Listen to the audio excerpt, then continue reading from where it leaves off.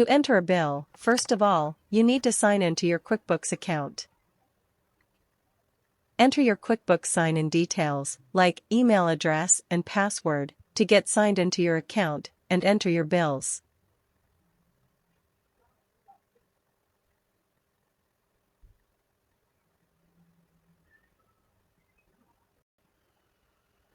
After you are signed in, go to the plus button on left top of the dashboard.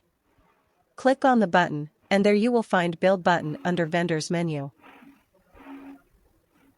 Click on the Bill button, and it will take you to a whole new window opened to enter your bill.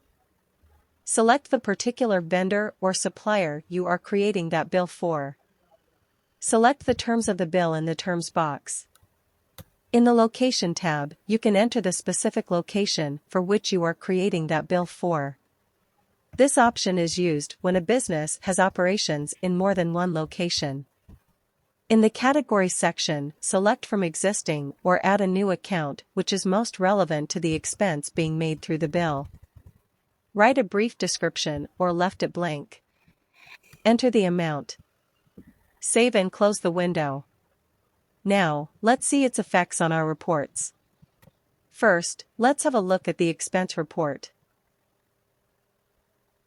You can see that the bill has hit out expense report. Now let's see how it has affected our balance sheet.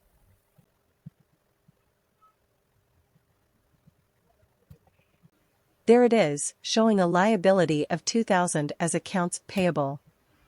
When we will pay this bill, it will move from balance sheet to profit and loss, converting to an expense. Please subscribe, like, and share our channel to get more informative videos. Best of luck!